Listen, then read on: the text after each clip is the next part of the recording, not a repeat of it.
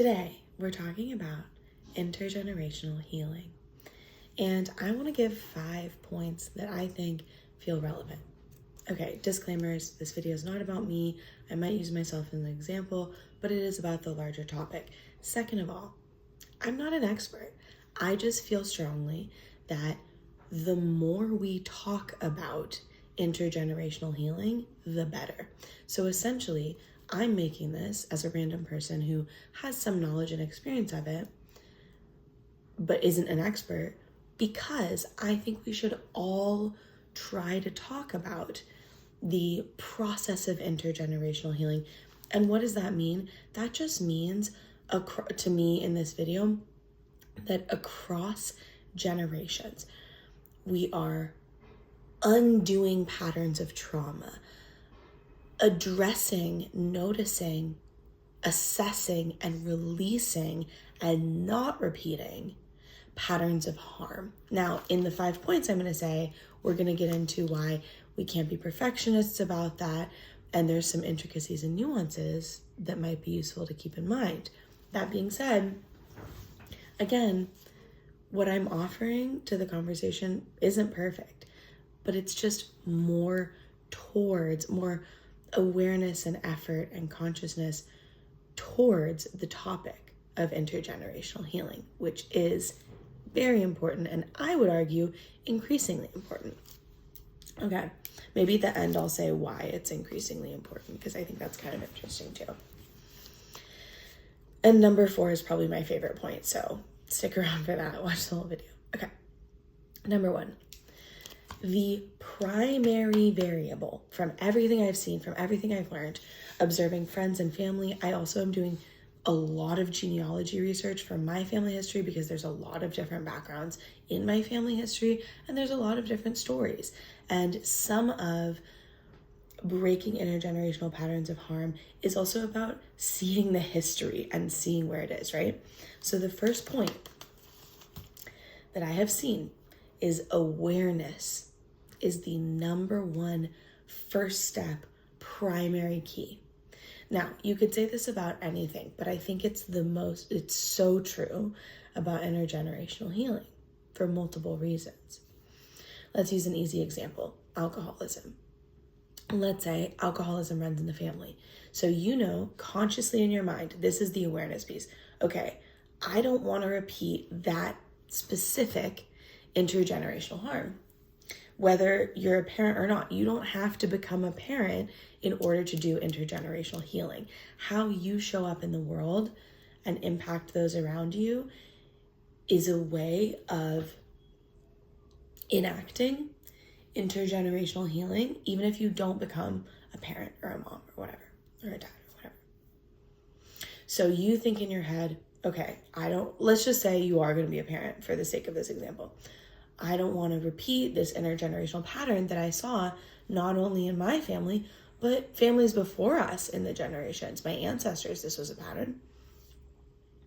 So I'm not going to be an alcoholic, right? And then you put your attention, energy, and focus into that. However, because awareness is the primary key and true first step of healing intergenerational injury, you might also say, wait a second, let me zoom out.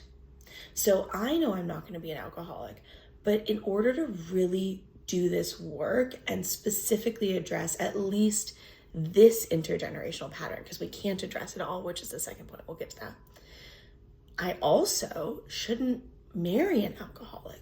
Because if I accidentally, I'm not paying attention and I marry someone who drinks a lot, but I'm not drinking a lot and it's kind of reactive, that's kind of still passing along that pattern. So, and then you would zoom out further and say, okay, well, maybe addiction is the real pattern. Are there other ways that I'm still carrying this burden? And then you could say, what's the work that I need to do on myself, with myself, in whatever way? Maybe go somewhere, get help for it, join this, do that, to actually address the root cause of the intergenerational burden of addiction and alcoholism. Do you see how there's like layers of awareness of healing this pattern or breaking this pattern or releasing this tendency. So that's why I say point number one, awareness is the primary key to intergenerational healing from what I've learned from my perspective. And you can also disagree with what I'm saying. That's part of this, is like getting us thinking about this. That's the main thing. Okay, second of all, perfection is not the goal. Anyone who is that person in their family, usually there's like 1 or 2 or 3 people. In my family, I also want to add another side note. Extended family is extremely important. My intergenerational healing, and if you don't have that, I'm sorry for you. And you can find other ways to do this without extended family. I would actually suggest trying to find and reach out to extended family if you have that option, by the way. My experience of intergenerational healing is that cousins and aunties and uncles, especially cousins and aunties, have been extremely important in the intergenerational healing work. Talking to cousins, talking to aunties, hearing stories, hearing how they dealt with certain things from my grandparents or whatever. Really, even extended family, like distant cousins, talking about my great-grandparents and, just really, because a lot of what we're doing when we're healing intergenerational patterns is we're looking for information to better understand ourselves in the context of our family across the generations. So extended family is very helpful. And when I say perfection is not the goal, why I bring up cousins is because, so first of all, there's usually like a couple people in a big family that are doing this work. It's usually not everybody, and I'll get to that in the third point. But when we think about it, and everyone's doing it in their own way, to be honest, unless they're really not, but that's fine. We also don't want to be judgmental. That's another pro tip. If you're someone who feels like you're supposed to do intergenerational healing, I think it's also more common for those of us with mental illness. And yes, this video is not going to be linear and perfect. I'm just speaking about this, so I hope it's helpful anyway. But a lot of the times, those of us with severe mental illness or severe trauma, childhood trauma, are the people who say, I want to address these patterns. I want to see what caused this, and I want to kind of heal this. Because frankly, a lot of the times, mental illness has connections to trauma. So, it's worth noticing that. Now, perfection is not the end goal, or is not the goal. Intergenerational patterns absolutely go in cycles. Here's an example. It's very possible, unfortunately, and I've seen this happen, that you can break one cycle and start a new cycle.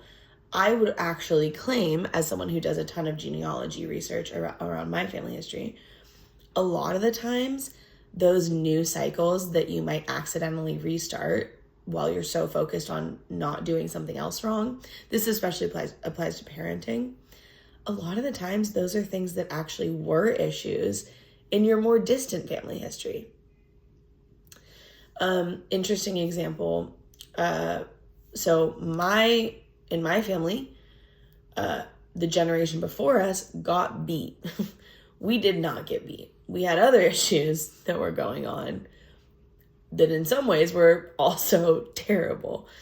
And getting beat isn't like everything's very subjective. I'm not trying to speak about and I'm not judging alcoholism either, right? We all have different issues in different ways, show up at different times. That's kind of my point with point number 2. Not only is perfection not the goal is to do your best to be as healthy and loving and sound of a person as you can be.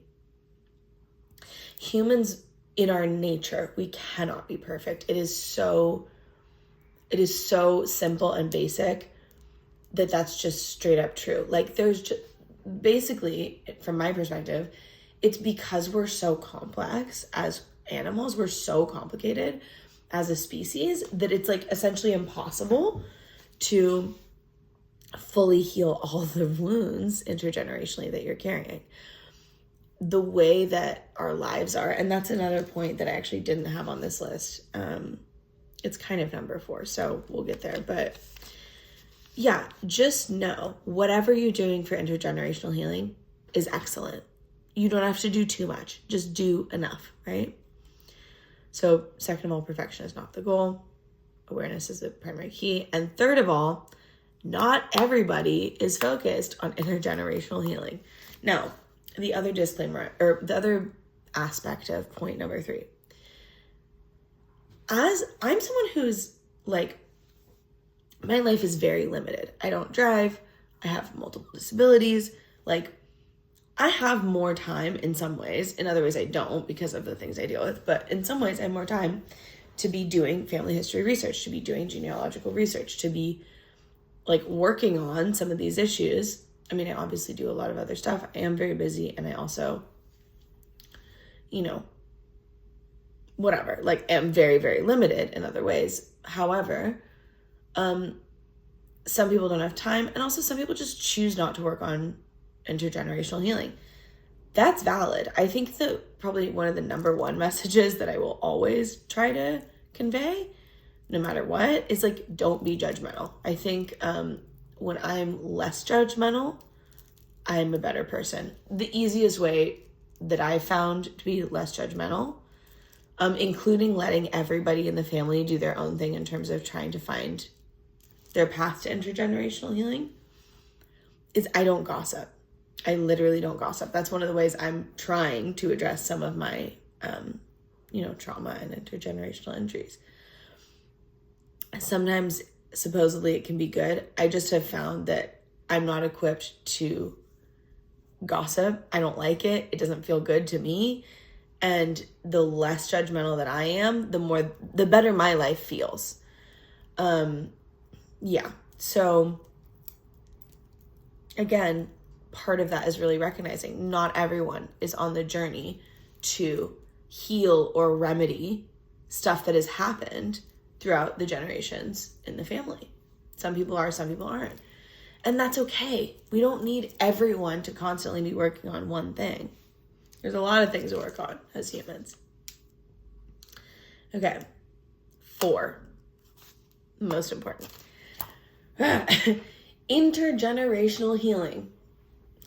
It is all connected, okay? I don't mean this in a weird way or a delusional way. I mean this in a way of, if you are someone who truly wants to work on the injuries and patterns of your family, I highly recommend that you zoom out a lot and you see that your family trauma, your intergenerational trauma, is deeply political and deeply connected to all the other kinds of intergenerational trauma wherever you live. So for me, in the United States, of course, my family history is very American in multiple different ways. So there's a little extra intensity to it because I've done that research and I've seen all the different types of, especially North American history, because we had some Canadians and this and that, there's like whatever.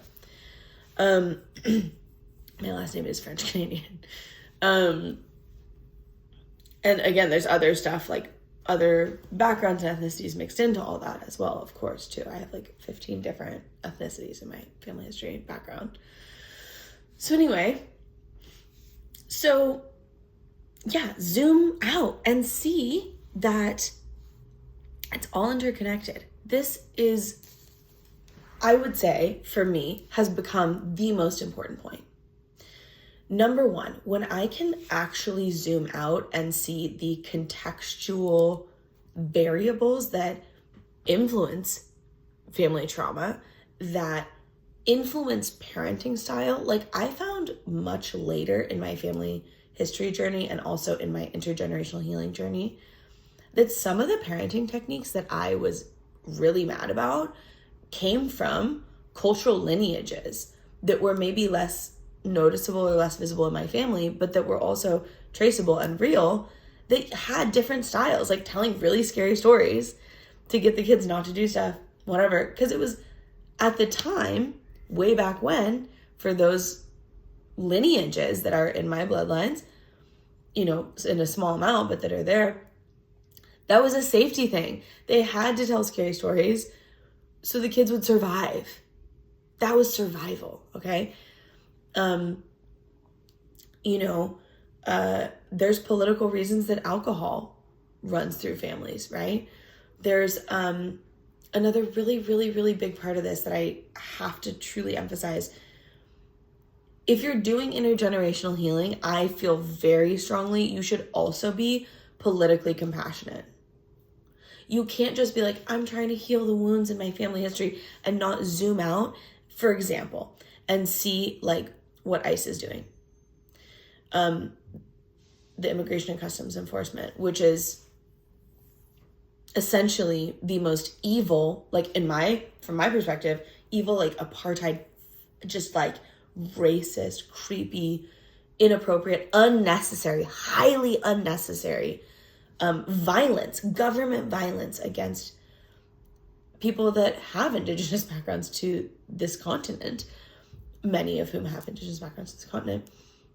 And it's this state violence that's being perpetuated. Mind you, this is coming from, I've done research on my family history. We have people who were impacted by state violence at different times in the Americas in my family history. We also have people who enacted state violence in my family history as well. We have all of that. So when I'm doing family history healing for anyone in the United States, I want you to be able to, I think it's important, I shouldn't say I want you to, because I'm not like, again, I'm not an expert, but I've done a lot of knowledge and research and like listening and observing about this topic. You need to be able to zoom out and see the family traumas that are happening to people now because of the state. So, because of the federal government, essentially. So like, for example, if you're saying, oh, I have an abandonment wound, and, and I'm not saying you have to focus on politics. I'm just saying, if you're saying I have an abandonment wound, then I want you to be able to also think about and connect that to the bigger picture.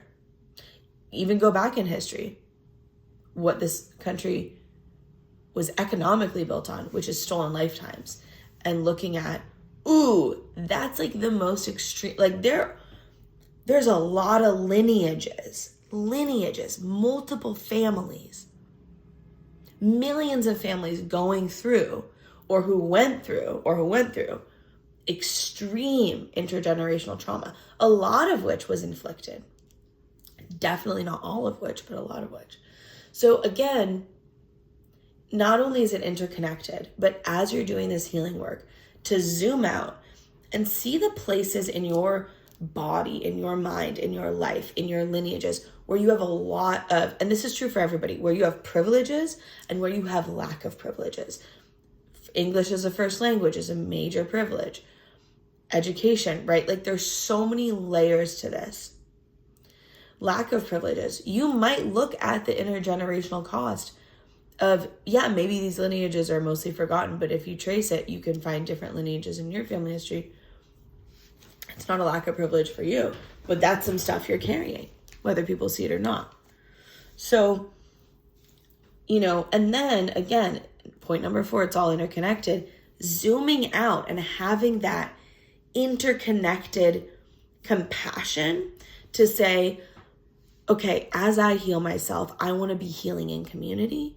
I want to see how my intergenerational healing, it's not just about parenting. It's about how do I show up in the world? It's about, do I donate to organizations when I have the funds to do so? Do I give a bottle of water to a homeless person? Like, I want you to really try to, and this is just my perspective. You can disagree, but from my perspective, really seeing the interpersonal, political, sociological interconnectedness of intergenerational healing and why it's important and how it impacts everybody. I think 2 of the biggest systems that impact intergenerational healing, I've only intimately experienced one of these systems, but the prison industrial complex is a system that impacts intergenerational healing unjustly, and the carceral care system for mental health. So the mental health system for those of us with severe mental illness is enforced by the police. That's who enacts a lot of the harms. And then once we're inside the system, we're further medically harmed often. Some of it's protective and helpful, but certainly not all of it. So just looking at it, right? Looking at where did these patterns come from? Where are these patterns going? How do I intergenerationally heal in a time that is still fundamentally violent? Does that make sense? Do you kind of see what I'm getting at? I'm not explaining it perfectly, but I think this zooming out and locating yourself in time and space, in history, can help with the intergenerational healing process. It's not just about you. It's not just about your family. It's not just about your extended family or even your ancestors. It's about all of us as a human species, especially like regionally. That makes it a lot easier. You can make it more, for me, the US, California, but specifically North America too. And I think that really, really, really helps. And it makes it a more responsible process, like rather than just, oh, I'm going to break this intergenerational curse. I'm going to do this. I'm not going to do this. I'm not going to drink. Slow down, do all that, but also zoom out and see how it connects to the larger picture of human beings around you. Okay.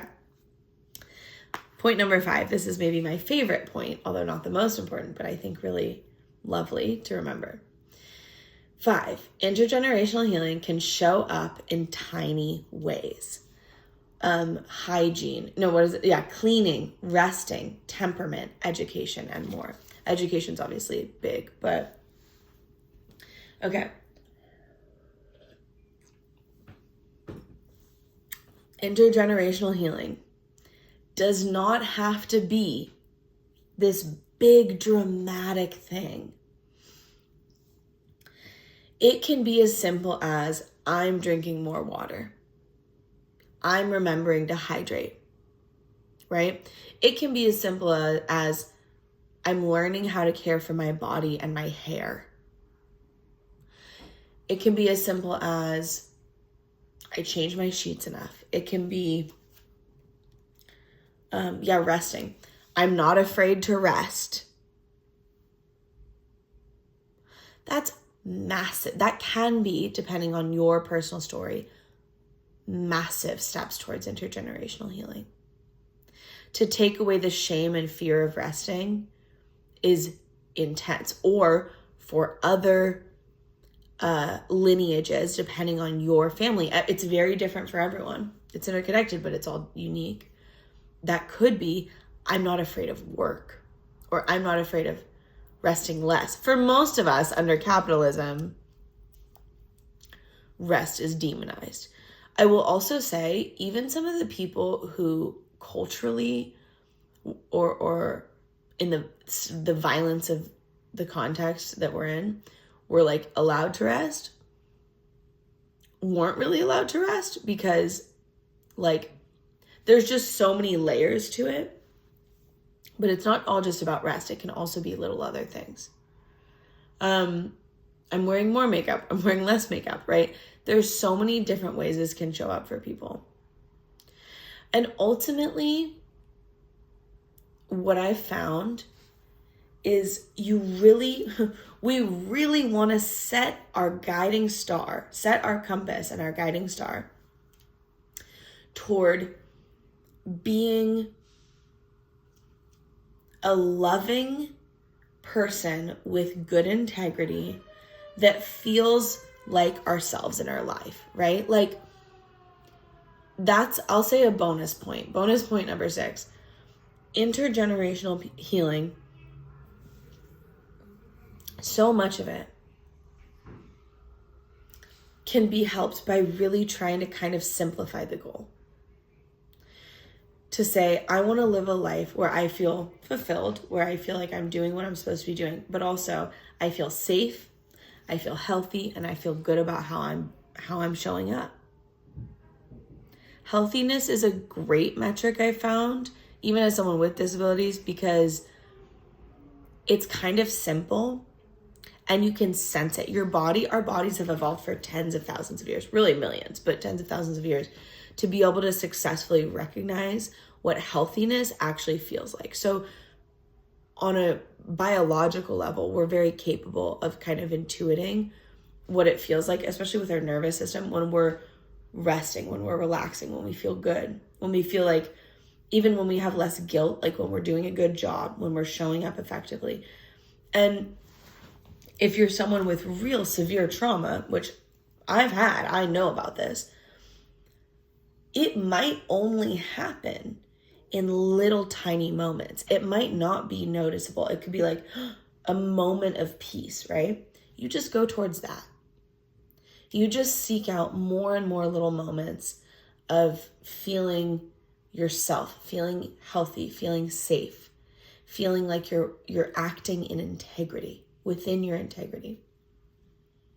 So that's the bonus point, number 6, is just simplify. Don't be worried about it. Don't, you don't have to overdo it. Just know that, again, back to number 1, awareness is the primary key of intergenerational healing. If you set your awareness to this task, to this adventure of intergenerational healing, that's excellent. That's a great start. Okay? So I hope this video felt helpful. I hope it felt healing and uplifting and wholesome to see this video, to hear these points. You can disagree with anything you want to in this video. This is one of the most subjective videos I've made yet. But again, the goal is to just start the conversation, continue the conversation. Think about this stuff, right? Really find this stuff. And from my perspective, again, as someone who carries many different lineages, I don't have, like in my family, we don't have one cultural norm for how we deal with intergenerational trauma. We have a lot of different cultures. And so, and they're not necessarily super noticeable or visible or, because there's so many different little pieces of our history. So that's why I'm kind of I've built my own way as a human being with a bunch of stuff in my background I've built my own way of looking at intergenerational healing. So yeah, thank you for being here. I'm wishing you ease, healthiness, luck, blessings, and happiness along your journey and whatever it is. And it's a tough challenge to do this work, but it's worth it. And it's helping everybody that you're doing this work. It's helping you, your ancestors, your descendants, your family history, your legacy, but also the greater whole of human beings, because we do need to do this work. Clearly, it is way overdue. And shout out to the ancestors that have been doing this work, right? Like, let's not forget, I'm sure that many people have been consistently working on intergenerational healing. There's a lot of good people. I think a lot of people think about the bad people a lot. Remember to think about the good people that are also doing this alongside you and before you. That's all for today. Have a blessed day. Okay, see you next time. Bye.